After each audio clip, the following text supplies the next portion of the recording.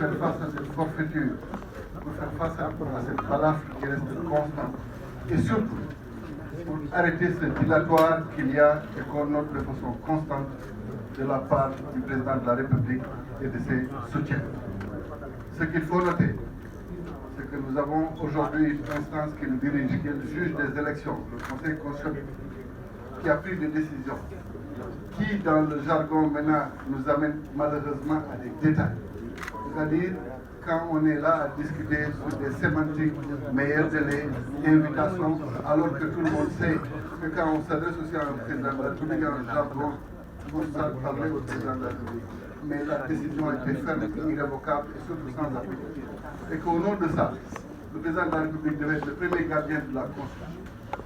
Il devait protéger la Constitution de notre pays et veiller tout de suite à exécuter cette décision. Il nous a amené dans un simulacre de dialogue dont les conclusions vont nous ramener encore une fois à saisir le Conseil constitutionnel. Donc tout ce détour-là pour nous divertir. Mais je voudrais dire aux syndicats de ces collègues chefs d'État de la CEDEAO que cette invite qu'ils ont faite dernièrement les rend déjà suspects. Et que tout soutien qu'ils donneront aujourd'hui dans un processus qui est autre que celui qui a été édicté par le Conseil constitutionnel aliénera définitivement les Sénégalais de ces institutions. Parce que nous ne sommes pas meilleurs que les Maliens, nous ne sommes pas meilleurs que les Nigériens.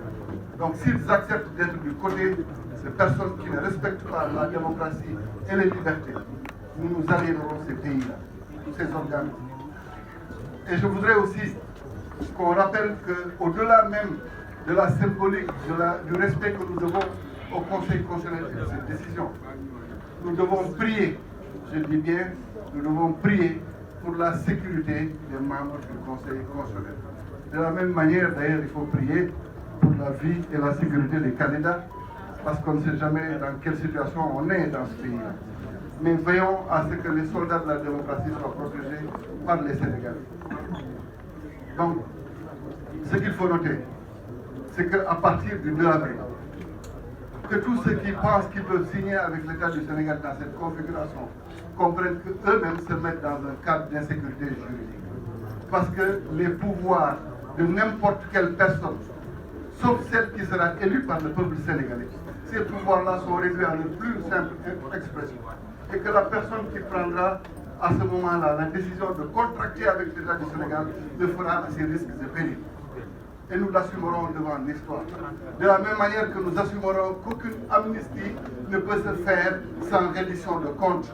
Qu'aucune amnistie ne peut se faire sans qu'on ne sache dans quelles conditions les Sénégalais ont été brimés, tués, et que le droit les plus élémentaires n'ait pas pu être assuré par ceux qui devaient le faire. Nous nous inscrirons définitivement contre ce projet en cours et nous nous mobiliserons partout où besoin se fera pour que la démocratie sénégalaise reste debout.